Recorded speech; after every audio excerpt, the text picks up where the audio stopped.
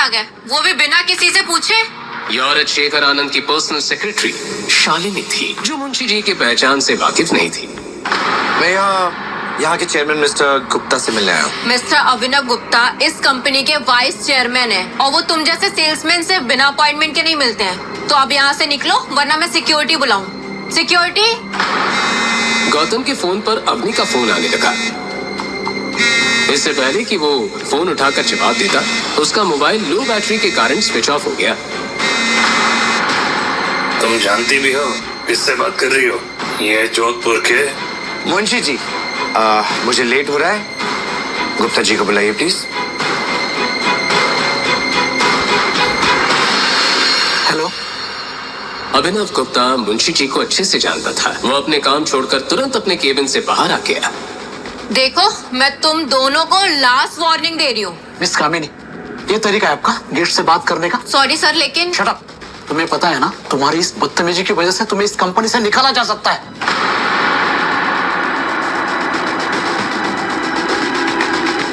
Office में शालिनी की इस तरह से बेइज्जती पहली बार हुई थी। उसने शेखर आनंद को फोन पर ये सारी बात बता दी। वहीं दूसरी तरफ गौतम मुंशी जी के साथ ऑफिस की फॉर्मेलिटी पूरी करने में लगा हुआ था। तभी उसकी नजर घड़ी पर चली गई। 4 बज चुके थे। अब उसके पास सिर्फ 2 घंटे रह गए थे।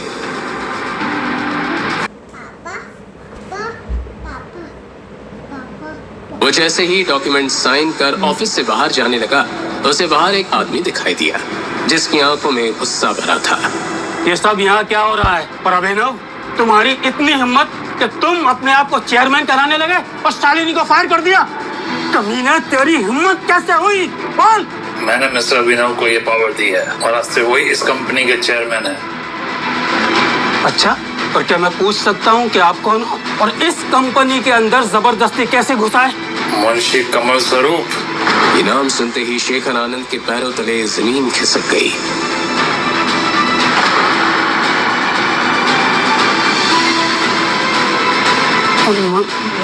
मिस्टर कमल, आपने मुझे पहले नहीं बताया। आप मुझे पहले इन्फॉर्म कर देते तो। हाँ, एक काम करते हैं, आप मेरे केबिन में चलिए, वहाँ चल के बात करते हैं। हाँ? मिस्टर आनंद, बातचीत का वक्त निकल चुका है। इस कंपनी के आड़ में आप क्या काले धंधे चला रहे हैं, हमें अच्छे से पता है।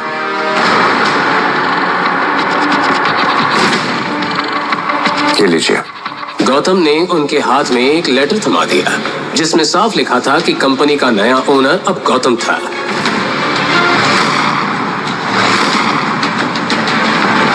मुंशी जी, मिस्टर गुप्ता आपसे बात करनी है, आइए। वहीं केबिन के अंदर आते ही गौतम ने अपने घड़ी में टाइम देखा। वक्त निकलने के साथ ही उसके दिल में अवनी और उसकी फैमिली के लिए चिंता बढ़ती जा रही थी। मिस्टर अभिनव, आज से आप इस कंपनी के चेयरमैन हैं। इस कंपनी के सारे फैसले आप ही लेंगे। मैं पूरी ऑनेस्टी के साथ काम करूंगा सर, आपको शिकायत का मौका नहीं दूंगा। गुड। और शेखर आनंद और कबीर आनंद का सारे कच्चा चिट्ठा मुझे चाहिए। उन्होंने बहुत लड़कियों की जिंदगी बर्बाद की है। उनके जेल जाने का वक्त आ गया है। आप टेंशन मत लीजिए सर, मेरे पास उनके खिलाफ बहुत सारे सबूत हैं मेरे लॉकर में। मुझे पता था इनके खिलाफ कोई ना कोई आवाज जरूर उठाएगा। मुझे इसी दिन का इंतजार था सर। आज मैं आपको सारे सबूत दे दूंगा सर। नाइस। मुंशी जी, मुझे देर हो रही है, मेरा चेक दे दीजिए। तुम्हें मैं 7 दिन की मोहलत देती हूँ।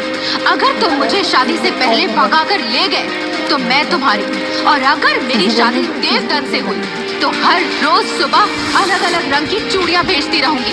पहन लेना अपने हाथों में। मणिकर्णिका, क्या तुम्हारा मुझ पर विश्वास नहीं है? शर्म आनी चाहिए तुम्हें नील। एक राजकुमार होकर 3 साल से गुलाम बनकर काल कोठरी में सड़ रहे हो। तुम्हारे चाचाओं ने तुम्हारा राज छीन लिया, तुम्हारी बहन को अगवा।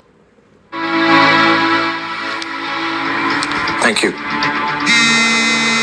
मुंशी जी के फोन पर बाहर खड़े बॉडीगार्ड का कॉल आ गया। फोन उठाते ही मुंशी जी हैरानी से गौतम को देखने लगे। हुकुम। अवनी अभी अभी कबीर आनंद के कमरे में गई है।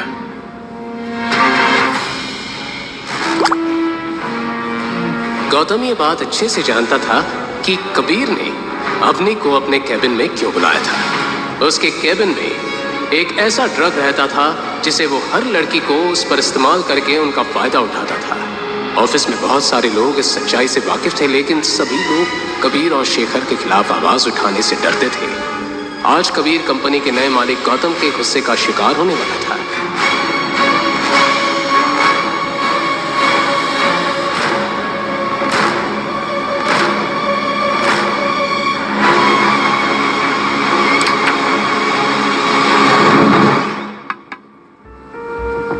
Come in. मुंशी जी की बात सुनते ही गौतम चेक लेकर कबीर के कैबिन की तरफ चला गया। आपको कहीं जाने की जरूरत ना है। हुकुम ये मामला खुद देख लेंगे। और हाँ, हुकुम की असली पहचान किसी को पता नहीं चलना चाहिए। चौकी बात ना होगी। जी मुंशी जी। अब नहीं। कम।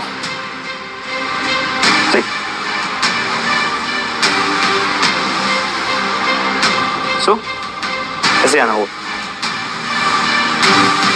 अवनी ने कबीर के केबिन में आते ही उसे सारी बात बता दी। गौतम की आंखों में बेचैनी बढ़ती जा रही थी। अब नहीं, इतनी बड़ी बात हो गई और तुम मुझे अभी बता रही हो? ये सब तो तुम्हें बहुत पहले बता देना चाहिए था। अभी नहीं कबीर, मैं ड्रिंक नहीं करती। ये क्या बात हुई? तुम यहाँ तक आई हो, तुम्हें एक ड्रिंक तो लेना पड़ेगा। नहीं कबीर, मुझे बस पैसे लेकर जल्द से जल्द शॉप पर पहुंचना है। ओ हाँ, तुम्हारे पापा तुम्हारा वेट कर रहे होंगे ना? मैं अभी तुम्हें चेक देता हूँ। वेट।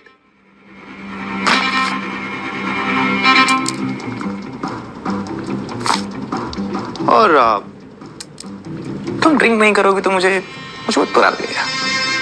थैंक्स कबीर, पर मैं ड्रिंक नहीं कर सकती। हाँ, मैं तुम्हारे पैसे जितना जल्दी हो सके ना वापस कर दूंगी। मुझे पैसों की परवाह नहीं। कबीर धीरे धीरे अवनी के करीब आने लगा। उसकी आंखों में उसकी मंशा साफ दिखाई दे रही थी। यू नो अवनी, तुम्हारे पापा को आज जेल जाने से कोई नहीं रोक सकता, except me. Come on Avni, just one drink. Drink लो, चेक लो और जाओ। इतना क्या सोचना?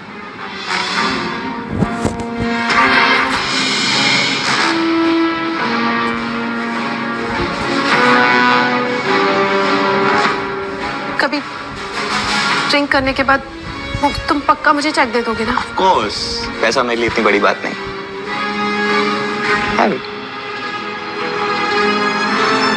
वो मन ही मन अवनी के साथ रात गुजारने का प्लान बना चुका था। अवनी के सामने अब कोई रास्ता नहीं था, लेकिन ग्लास अपने होठों के आगे बढ़ने से पहले ही उसे दरवाजे की जोरदार आवाज सुनाई दी। अवनी के हाथ में ड्रिंक का ग्लास देखते ही गौतम गुस्से में कबीर को देखने लगा। कौन है बे तू? अंदर कैसे आया? गौतम, तुम यहाँ क्या कर रहे हो? मैं अगर यहाँ नहीं पहुँचता तो ये तुम्हारे साथ न जाने क्या कर रहा होता। गौतम, तुम ऐसा सोच भी कैसे सकते हो?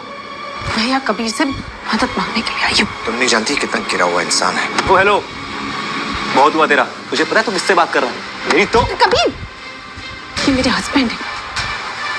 तो यही है वो घर जमाई। अवनी, इससे कहो अभी के अभी मेरे पैरों में गिरकर माफी मांगे, नहीं तो आज यहाँ से जिंदा बचकर नहीं जाएगा। पर अवनी, ये चेक तो तुम भूल ही जाओ।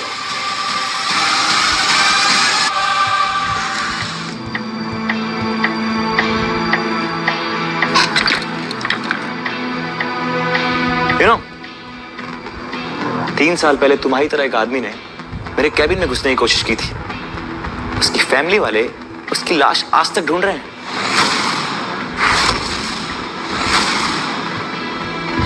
गौतम, प्लीज कबीर से माफी मांग लो ना। इससे माफी मांगो? हमने इसकी बातों से डरने की कोई जरूरत नहीं है। ये खोखली धमकियां दे रहा है। ये भौंकने वाला कुत्ता है, काटेगा नहीं। कुत्ता कबीर, 2 टके एक घर जमाई। अब देखिए कुत्ता क्या करता है।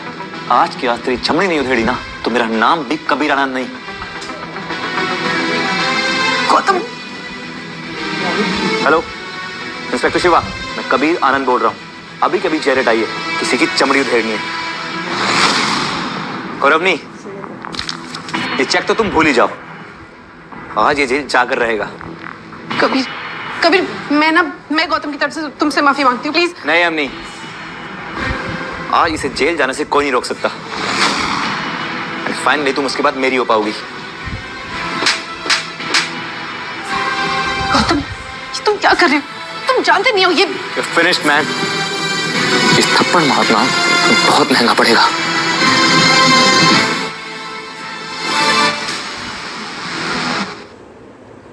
दस 10,000 से ज्यादा mock test, previous year papers, 24/7 doubt support और स्टडी नोट्स के साथ। Download Testbook app now. Dad, इस कुत्ते ने आपके बेटे को थप्पड़ मारने की कोशिश की है। अपने पापा को इस हालत में देखकर कबीर की आंखें फटी की फटी रह गई। इससे पहले कि उसे ये बात समझ में आती, तो हवलदारों ने उसे पकड़कर हथकड़ी पहना दी और घुटनों के बल जमीन पर गिरा दिया। इंस्पेक्टर, तुम्हारा दिमाग खराब हो गया क्या? मिस्टर कबीर आनंद, मैं तुम्हें और तुम्हारे बाप को लोगों को लूटने और उनके साथ फ्रॉड करने और बहुत सी लड़कियों की जिंदगी बर्बाद करने के जुर्म में गिरफ्तार करता हूँ। डैडी, ये क्या बकवास कर रहा है? शेखर आनंद के मुरझाए हुए चेहरे ने सारी सिचुएशन बयां कर दी। अवनी को अब तक कुछ समझ नहीं आ रहा था। इंस्पेक्टर साहब, इसने मेरी पत्नी को ये ड्रिंक पिलाने की कोशिश की और इसमें कुछ ड्रग्स भी डाले। प्लीज चेक कर लीजिए। ये बात सुनते ही इंस्पेक्टर अपना रुमाल निकालकर ड्रिंक चेक करने लगा। उसने थोड़ी ड्रिंक अपने रुमाल में डाल दी, लेकिन कुछ ही देर बाद जब रुमाल का रंग सुर्ख नीला पड़ने लगा तो सभी हक्के बक्के रह गए। आपने सही कहा मिस्टर गौतम, इस ड्रिंक के अंदर ट्राइएजोलम नाम का एक ड्रग है जो बेहद ही खतरनाक है। हवलदार, एविडेंस के साथ ले चलो दोनों बाप बेटे को। जेल की हवा खाएंगे तो दोनों का दिमाग ठिकाने आ जाएगा। तुम ऐसे नहीं कर सकते। मुझे अभी कभी कमिश्नर से बात करनी है। ड्रिंक में ड्रग की बात सुनकर अवनी के पैरों तले जमीन हिल गई थी। आज कबीर के काले चिट्ठों का टाइम पूरा हो चुका था।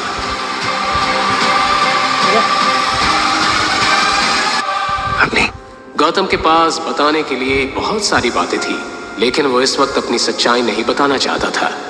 अब घबराने की कोई जरूरत नहीं है।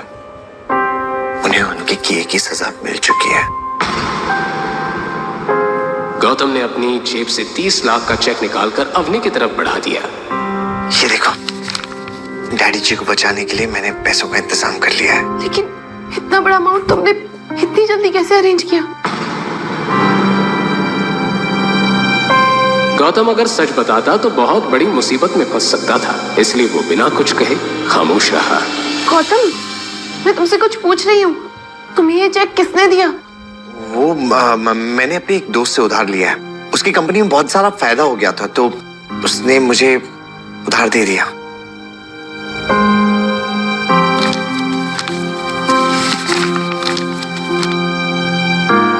अवनी हैरानी से उस चेक को देख रही थी।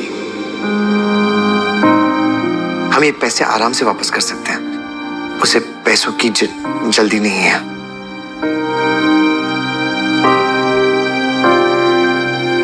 अवनी, 40 मिनट बचे हैं। हमें शोरूम चलना होगा। तुम लोग हमारा वेट कर रहे होंगे। वहीं दूसरी तरफ अनिल और गीता शोरूम के एक कोने में बैठे थे। 2 हट्टे कट्टे गार्ड्स ने उन्हें घेर रखा था। सभी को सिर्फ मैनेजर के कमांड का ही इंतजार था। साथ ही मैनेजर ने कमिश्नर को फोन करके शोरूम आने के लिए भी कह दिया। 10 मिनट रह गए हैं और तुम्हारे दामाद और बेटी भी गायब है। मुझे नहीं लगता तुम लोग पैसे दे पाओगे, इसीलिए जेल जाने के लिए तैयार। अवनी बेटा, पैसों का कुछ इंतजाम हुआ? मेरा तो जी गले तक आ गया है। Mom, don't worry. ये रहा चेक।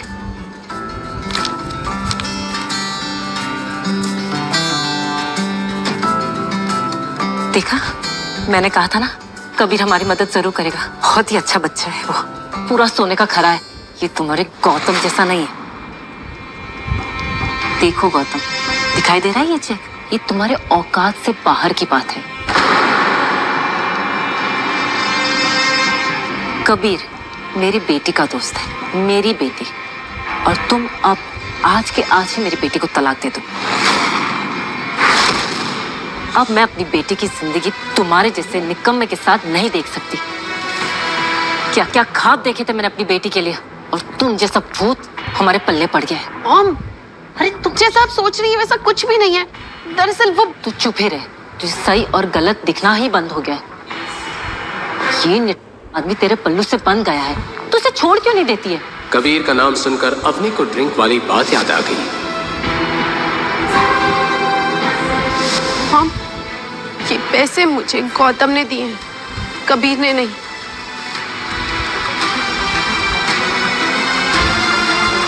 अच्छा, इसका ऐसा कौन सा दोस्त आ गया जिसने इस भिखारी को इतने सारे पैसे दे दिए? चल कॉल लगा, अभी के अभी अपने दोस्त को कॉल लगा।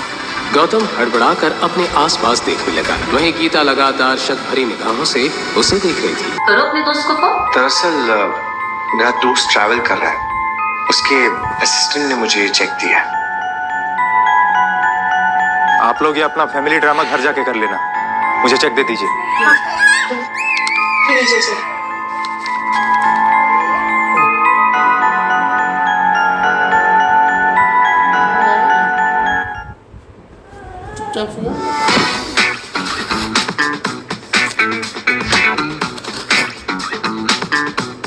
Get premium fruits and more delivered. Mom, जैसा आप कबीर के बारे में सोच रही है ना, वो वैसा नहीं है। कबीर ने पैसों के बदले मेरे साथ जबरदस्ती करने की कोशिश की, और अगर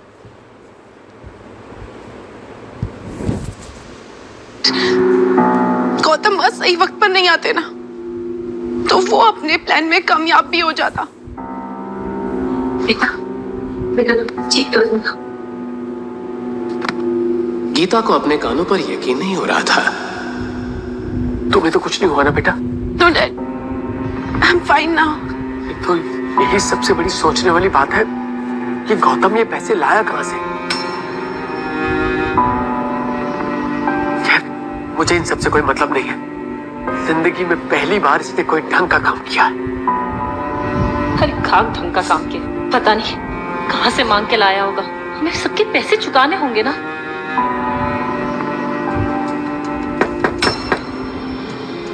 मॉम, ये सब बातें हम घर चलकर करते हैं ना, मैनेजर हमें ही देख रहा है। शाम हो चुकी थी और गीता गौतम के ऊपर ताने बरसाने का कोई भी मौका गंवाना नहीं चाहती थी। मॉम,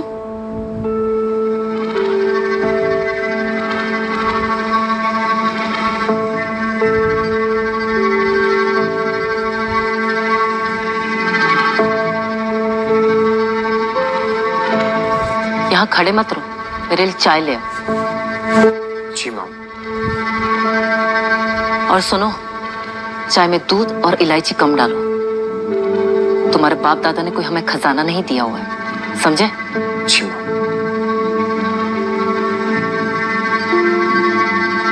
गौतम ये सुनकर मन ही मन मुस्कुराता है, क्योंकि अग्नि के दादाजी हिम्मत सिंह को अपना कारोबार शुरू करने के पैसे गौतम के दादाजी ने ही दिए थे। क्योंकि एक जमाने में हिम्मत सिंह के पूर्वज मुंशी जी की तरह रंजौर परिवार की सेवा करते थे। मुस्कुरा क्यों रहे हो? मुझे पता है तुम सारी मलाई खुद ही चट कर जाते हो। और सुनो, अगर चाय अच्छी नहीं बनी ना, तो चाय कप में नहीं तुझ पर होगी, समझे? थैंक यू अम्मी फॉर मनी यू गिव। लेकिन ये पैसों का क्या करना है? ये गौतम जहां से भी लाया है वापस तो देने ही होंगे ना। अभी तो यही मानो कि गले में फंदा लटका हुआ है।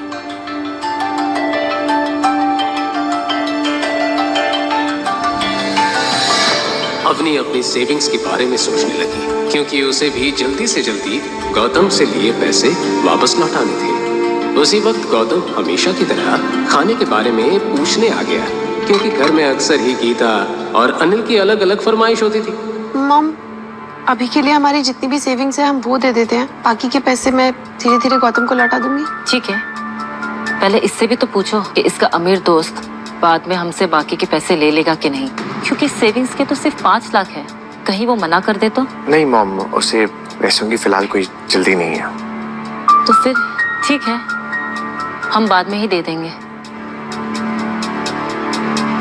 लेकिन मॉम, अभी के लिए हम 5 लाख तो दे सकते हैं ना? हाँ बिल्कुल। तुम्हारे नकारे पति की तरह किसी पे बोझ नहीं बनना चाहती।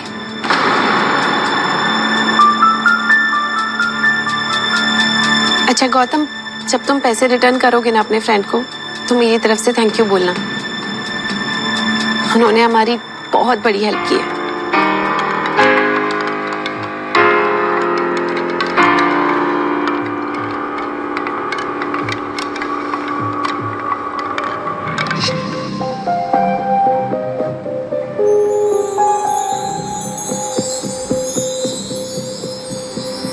पिछले 4 सालों में गौतम घर का काम करने और खाना बनाने में इतना माहिर हो चुका था कि उसे किसी भी राजस्थानी डिश बनाने में टाइम नहीं लगता था। कुछ ही देर में सभी खाना खाकर अपने रूम में चले गए।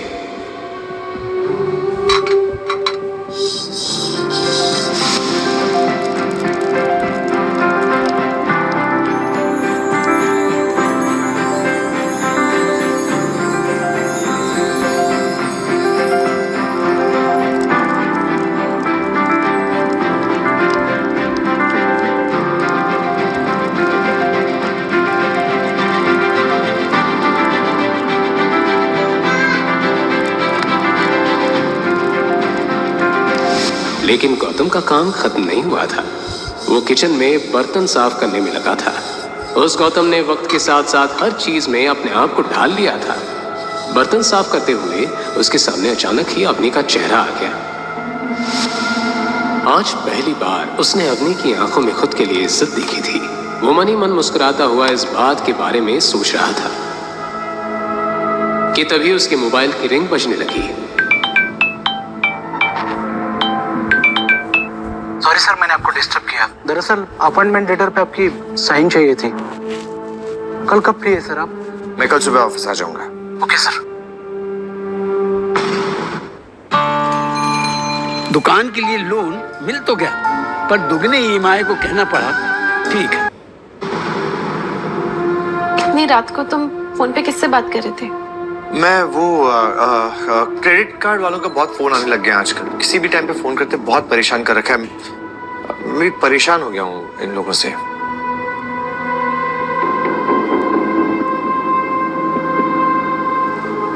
अगले दिन सुबह गौतम अपने घर का काम खत्म करके चैरियट जाने के लिए निकल गया।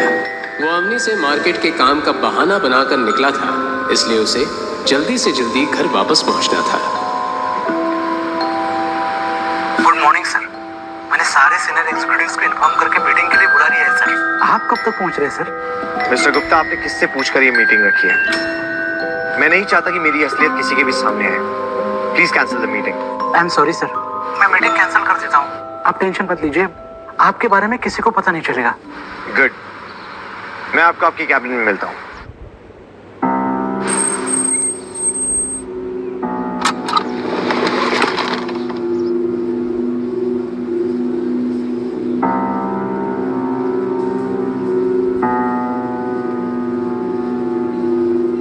अरे जीजा सा, आप यहाँ कहीं रास्ता तो नहीं भूल गए? क्योंकि लूजर्स के लिए इस कंपनी में कोई जगह नहीं। दरअसल उसके सामने खड़ी लड़की और कोई नहीं, अवनी की कजिन शनाया थी। शनाया बचपन से ही अवनी को पसंद नहीं करती थी। इसकी ही कई वजहें थी।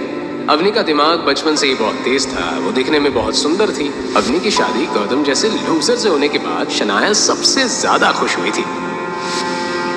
एक मिनट, आज शनाया की शादी शहर के सबसे अमीर आदमी रघुवीर पंडित के इकलौते बेटे सिद्धार्थ पंडित से होने वाली थी। रघुवीर पंडित भी चैरियट के साथ मिलकर काम करता था। चैरियट की ही बदौलत उसका जोधपुर में बहुत दबदबा था, और इसी दबदबे और नाम को देखकर अवनी की दादी गायत्री देवी ने अपनी पोती की शादी सिद्धार्थ पंडित के साथ तय कर दी। गौतम हमेशा की तरह आज भी शनाया के ताने सुनकर खामोश खड़ा रहा। खैर छोड़ो, तुम क्या ही कहोगे। तुम्हारे जैसे आदमी की हमारे सामने खड़े होने की औकात भी नहीं है। वेल, हम यहाँ शेखर अंकल को अपनी शादी की इनविटेशन कार्ड देने आए थे। अगर तुम चाहो तो तुम भी शादी में आ सकते हो। तुम्हारे लिए वेटर का काम रिजर्व करके रख दूंगी। आपकी शादी में मुझे वेटर बनने का कोई शौक नहीं है।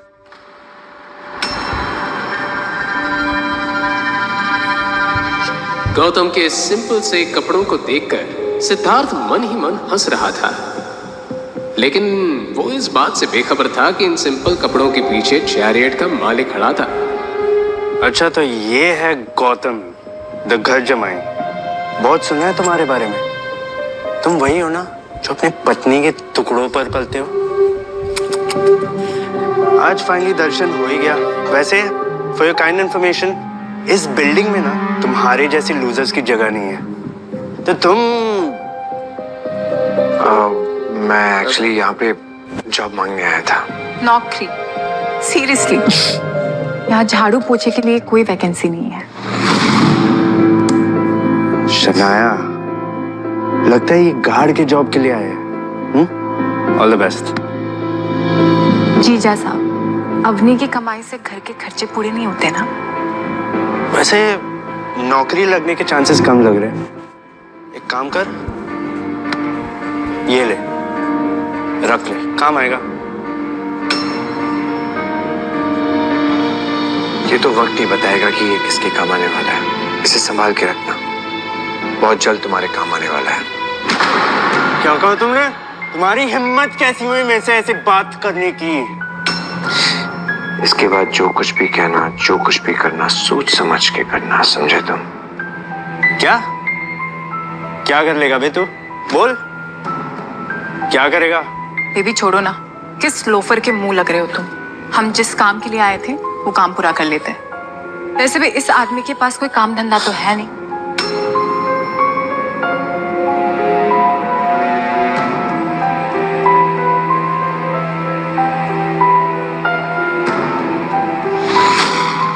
वहीं शनाया और सिद्धार्थ चेयरमैन के केबिन के साइड में आकर खड़े हो गए। सिद्धार्थ के दिमाग में अभी तक गौतम की कही हुई बात चल रही थी। छोड़ो ना बेबी, तुम अभी तक उस घर जमाई के बारे में सोच रहे हो। शनाया, उस घर जमाई ने गलत आदमी से पंगा लिया। वहीं दूसरी तरफ गौतम सीधे अभिनव के केबिन में चला गया। Please come sir. Thank you so much Gupta ji. एक बात बताइए, आप ये रघुवेंद्र पंडित और उसके बेटे सिद्धार्थ पंडित को जानते हैं? हाँ सर, जानता हूँ।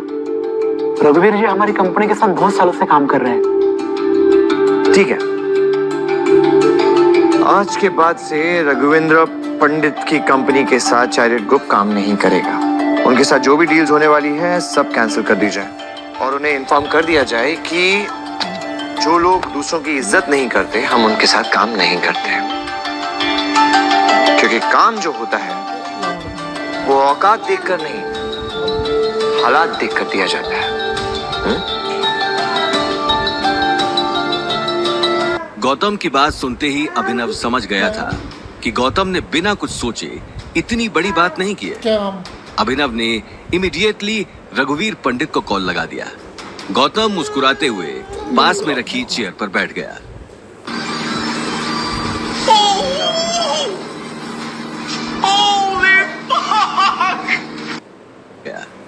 हेलो हेलो मिस्टर रघुवीर, मैं अवतार ग्रुप का न्यू चेयरमैन अभिनव गुप्ता बात कर रहा हूँ। न्यू चेयरमैन शब्द सुनते ही रघुवीर एक पल के लिए सक पका गया। यस मिस्टर गुप्ता, आपके लिए बुरी खबर है। अवतार ग्रुप आपके साथ मिलकर काम नहीं करेगा। आपके साथ हमारी जितनी भी डील साइन हुई हैं, उन्हें मैं अभी के अभी कैंसिल करता हूँ। डॉक्यूमेंट आपके ऑफिस तक पहुंच जाएंगे। और हाँ, एक बात और, अवतार ग्रुप झाड़ू पोंछा लगाने वालों के साथ मिलकर कभी काम नहीं करता। इससे पहले कि रघुवीर ये बात समझ पाता और कुछ जवाब दे पाता, अभिनव ने फोन काट दिया और गौतम को देखने लगा। वहीं दूसरी तरफ सिद्धार्थ और शनाया चेयरमैन से मिलने का वेट कर रहे थे। ऑफिस के अंदर आते ही उसे पता लग गया था कि अवतार ग्रुप का चेयरमैन अब अभिनव गुप्ता बन गया। इस बात से सिद्धार्थ को हैरानी तो हुई, लेकिन वो अभिनव से मिलकर जाना चाहता था। बहुत देर वेट करने के बाद भी सेक्रेटरी उसे अंदर जाने नहीं दे रही थी। लेकिन अब सिद्धार्थ के सब्र का बांध टूट चुका था। और कितनी देर वेट करना होगा मुझे? आप एक बार चेयरमैन सर को कॉल कीजिए। मेरा नाम सिद्धार्थ पंडित है, वो शायद मेरे बारे में जानते होंगे। जैसे ही सिद्धार्थ की बात खत्म हुई, सेक्रेटरी के पास अभिनव का कॉल आ गया। अभिनव से बात करने के बाद सेक्रेटरी सिद्धार्थ को देखने लगी। देखते ही देखते उसने सिक्योरिटी को कॉल कर दिया, जल्दी से चेयरमैन सर के कैबिन पर कुछ लोग भेजो। चेयरमैन शब्द सुनते ही सिक्योरिटी गार्ड्स भागते हुए बिल्डिंग के अंदर आ गए। सिद्धार्थ और शनाया इससे पहले कि कुछ समझ पाते, उनके सामने गन्स लिए बहुत सारे गार्ड्स खड़े हो गए। ओ हेलो, तुम लोगों का दिमाग खराब हो गया है, इस तरह घेर कर क्यों खड़े हो?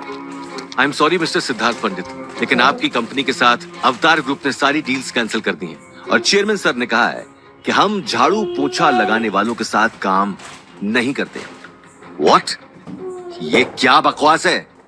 सिद्धार्थ ये कहते हुए सोच में पड़ गया, क्योंकि अभी अभी उसने यही बात गौतम से कही थी।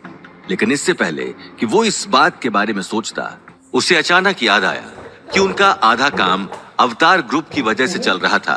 अगर आज अवतार ग्रुप उनके साथ सारी डील्स कैंसिल कर देता है तो वो रातों रात सड़क पर आ जाएंगे। ये बात सोचते हुए उसका माथा पसीने से तरबतर हो गया। मुझे चेयरमैन सर से बात करनी है। वो अचानक इतना बड़ा फैसला कैसे ले सकते हैं? कहाँ है सर? मैं उनसे सिक्योरिटी बाहर निकालूं इन दोनों को। सेक्रेटरी की बात सुनते ही पास में खड़े लंबे तगड़े गार्ड ने सिद्धार्थ का हाथ मरोड़कर उसे नीचे बिठा दिया। सिद्धार्थ दर्द से कराहने लगा। दर्द के मारे उसकी आंखों में आंसू आने लगे। ये सब देखकर शनाया उसे बचाने के लिए आगे आ गई। प्लीज प्लीज ऐसा मत करो, हम जा रहे हैं। शनाया का रोता हुआ चेहरा देखकर गार्ड ने तुरंत सिद्धार्थ का हाथ छोड़ दिया, लेकिन सिद्धार्थ अभी तक दर्द के मारे चीख रहा था। तभी उसके पास रघुवीर पंडित का फोन आ गया। सिद्धार्थ, तुम्हारा दिमाग खराब हो गया। तुमने अवतार ग्रुप में जाकर क्या रायता फैलाया है, जो उन्होंने हमारे साथ सारी डील्स कैंसिल कर दी। तुम्हें शादी का कार्ड देने के लिए भेजा था या फिर ये मुसीबत खड़ी करने के लिए? बाबा, मैंने कुछ नहीं किया। मैं तो यहाँ सिर्फ शनाया के साथ कार्ड देने आया था। मैं तो चेयरमैन सर से मिला भी नहीं। Shut up. मुझे तुम्हारी कोई सफाई नहीं सुननी। तुम्हें अंदाजा भी है कि तुम्हारी बेवकूफी की वजह से मुझे कितनी बड़ी कीमत चुकानी पड़ेगी। हम रोड पर आ सकते हैं। अभी के अभी वहां से निकलो और यहाँ आओ। अपनी बात खत्म कर रघुवीर ने एक झटके में कॉल काट दिया।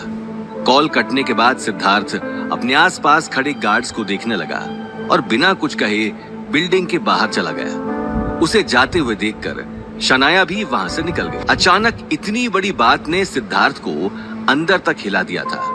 वो अभी तक समझ नहीं पाया कि असल में हुआ क्या। कार में बैठते ही अचानक उसका ध्यान गौतम के साथ हुई बहस पर चला गया। शनाया, मुझे लगता है ये सब उस गौतम का ही किया धरा है। शनाया तुरंत बोली, क्या? वो स्टूपिड क्या कर सकता है? उसकी औकात अवतार ग्रुप में सफाई करने की भी नहीं है। मुझे नहीं लगता कि वो कुछ कर सकता है। लेकिन इसके पीछे जो भी गड़बड़ है, मुझे पता करना ही होगा। सिद्धार्थ अगले ही पल शनाया के साथ अपनी कार लेकर निकल गया, लेकिन उसके मन में कहीं ना कहीं शक का बीज पैदा हो चुका था। वहीं दूसरी तरफ सिद्धार्थ को सबक सिखाकर गौतम मन ही मन बहुत अच्छा फील कर रहा था। वो अगले ही पल सारे डॉक्यूमेंट साइन कर अपने घर की तरफ निकल गया, लेकिन घर पहुंचते ही उसका खिलखिलाता हुआ चेहरा एक ही पल में मुरझा गया।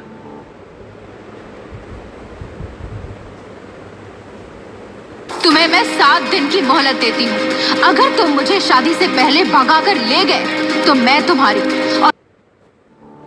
हॉल के सोफे पर अवनी की दादी गायत्री देवी बैठी थी। गायत्री देवी ने अपने गले में सोने की एक बड़ी माला पहनी हुई थी और हाथों में कई सारी अलग अलग तरह की अंगूठियां। लेकिन उनकी चढ़ी हुई नाक को देखकर ये साफ मालूम चल रहा था कि अनिल के छोटे से घर में आकर उन्हें अच्छा नहीं लग रहा था। अनिल जब से अग्रवाल मेंशन से अलग हुआ था, तब से गायत्री देवी ने अनिल के घर पर कदम नहीं रखा था। आज अचानक उन्हें सोफे पर बैठा देख गौतम के मन में ढेर सारे सवाल चलने लगे। वो अगले ही पल गायत्री देवी के पैर छूने के लिए आगे आ गया। गौतम को देखते ही गायत्री देवी ने अपना मुंह घुमा लिया, क्योंकि गौतम उन्हें फूटी